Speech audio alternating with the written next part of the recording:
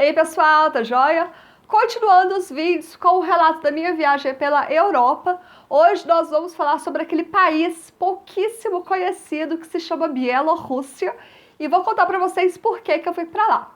Antes de começar, eu queria falar que todos os vídeos sobre a Europa vão estar numa mesma playlist para ficar mais fácil para vocês encontrarem o conteúdo que vocês querem. Então eu vou deixar essa playlist linkada aqui, ó, nos cards. Então depois vai lá para assistir aos outros vídeos. E se por acaso você ainda não é inscrito aqui no canal, se inscreve agora e também não se esqueça de me seguir nas redes sociais. E aí vem a pergunta sobre por que eu fui viajar para Bielorrússia e até hoje eu estou procurando essa resposta.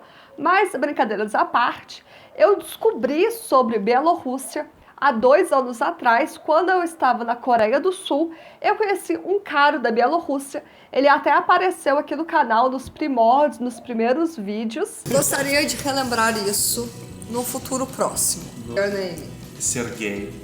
His name is Sergei. Ah, Rachel. Pergunta se eu não zoei. Is it gonna be on YouTube? Is it gonna be on YouTube? Maybe. E foi por isso que eu descobri um país chamado Bielorrússia. E aí, conversando com ele me falou, naquela época, de 2 anos atrás, que a Bielorrússia era muito bonita, que eu devia viajar por lá. Como eu estava na Europa, pensei, por que não, né? Só que foi uma aventura e não deu muito certo essa viagem. Para começar, brasileiro não precisa de visto para ir para a Bielorrússia, porém as pessoas da imigração não sabem sobre isso. Então eu fiquei uns 30, 40 minutos lá na imigração, tentando passar, falando que eu não precisava de visto, e eles perguntando aonde está o meu visto. Porque muitas das pessoas que estavam no ônibus indo comigo lá para a Bielorrússia, eles eram da Europa, e europeu precisa de visto para entrar na Bielorrússia, e aí eles ficavam me questionando o visto, eu falava que não tinha, que não precisava. Moral da história, depois de muito tempo ele resolveu entrar na internet, viu lá que brasileiro realmente não precisava de visto, e aí começou o segundo questionamento, que era sobre seguro-saúde, que aí sim você precisa ter e é obrigado. E é claro que eu tinha, só que o meu seguro-saúde estava escrito lá, internacional, ou seja, vale para qualquer lugar do mundo. Só que o moço lá, o da alfândega, da imigração, queria que o negócio tivesse escrito Bielorrússia. Eu falava assim, não tem Bielorrússia, está escrito internacional, quer dizer que é para qualquer lugar do mundo. Ele, não, mas tem que estar escrito Bielorrússia. Mas é internacional. Ou seja, muito tempo lá na imigração tentando passar, mas enfim, passei. Cheguei na Bielorrússia, fui para a capital que chama Minsk. E é muito interessante ir para lá, porque foi uma cidade completamente diferente do que eu estava vendo nas outros lugares que eu passei. Porque, como eu já falei num vídeo aqui, a Europa é muito bonita, mas é mais ou menos a mesma coisa tudo. A Bielorrússia já era bem diferente, tinha um aspecto diferente. Estou aqui na capital da Bielorrússia, na cidade de Minsk, e eu nunca tinha pensado de vir pra cá, pra falar a verdade, mas deu da telha, eu comprei uma passagem e vim pra cá. Tô ainda aprendendo sobre a cidade, só que é muito difícil andar aqui porque quase ninguém fala inglês, não tem placa em inglês, tudo é com aqueles símbolos, né, russo.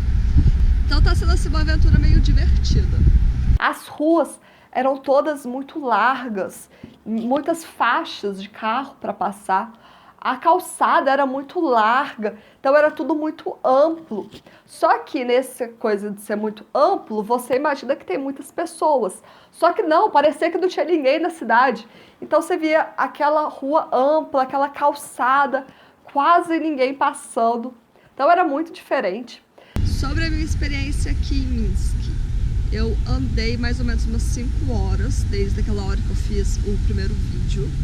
E eu passei praticamente todos os pontos turísticos que tem aqui no centro da cidade, que é fácil de chegar. O que eu achei da capital da Bielorrússia?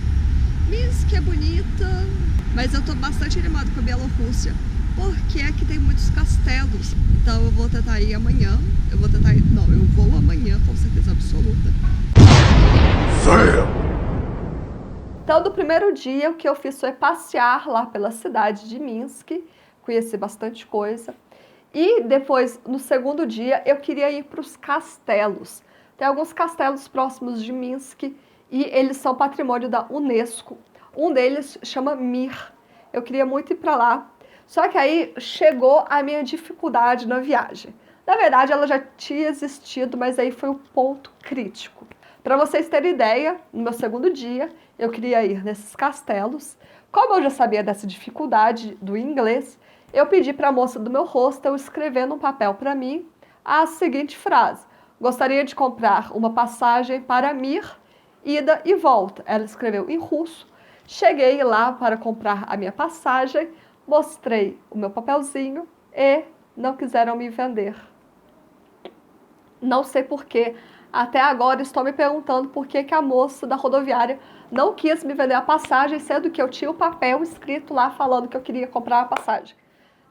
E não tinha ninguém falando inglês do meu lado para me ajudar.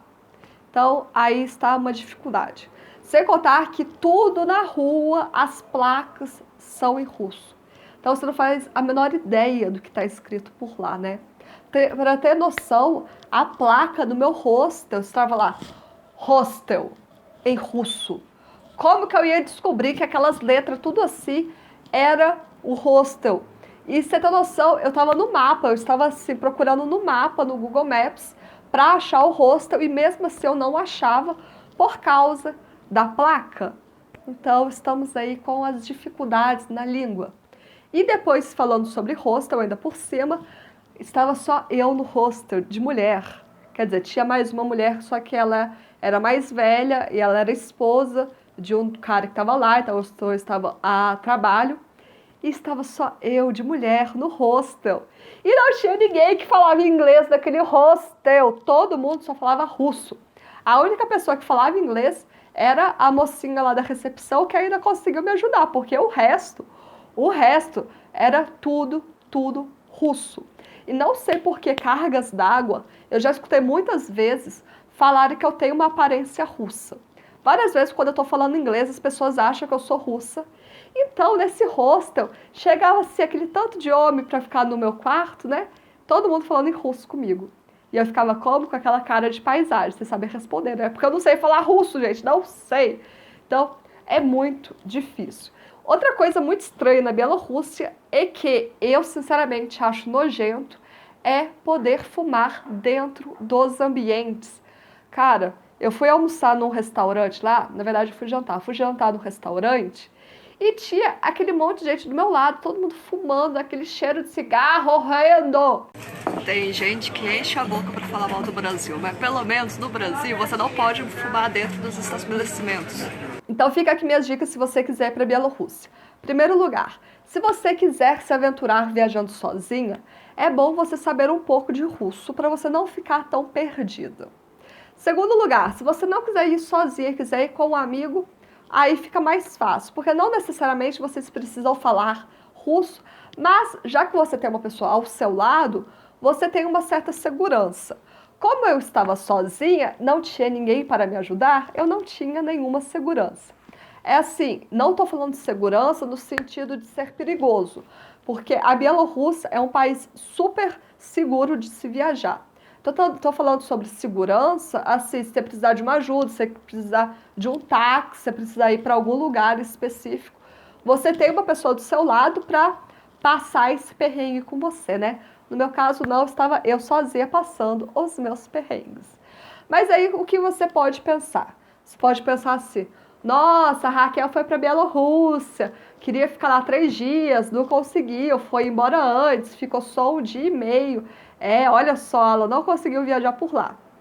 Ou você pode ver o copo meio cheio e pensar que, cara, não, essa menina é foda, né? Essa menina foi sozinha para a Bielorrússia, um país que não é turístico, que as pessoas não falam inglês, que as placas são todas em russo, e mesmo assim ela foi para lá, e mesmo assim ela viajou para lá. Cara, sou fã dessa menina, né? Pode falar que você está pensando nisso. Eu penso desse jeito. Eu sou fã de mim mesma. Eu acho que eu fui foda para um caralho de ir para o Bielorrússia e tentar me aventurar por lá. E agora eu pergunto, tem alguém me assistindo nesse exato momento que já foi para a Bielorrússia? Se você já foi, deixa aqui embaixo nos comentários a sua experiência, dê dicas para quem também quer ir para lá.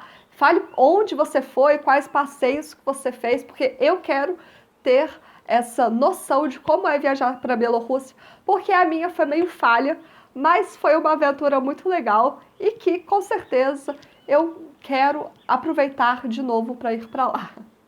Se você ainda não é inscrito no canal, se inscreve agora.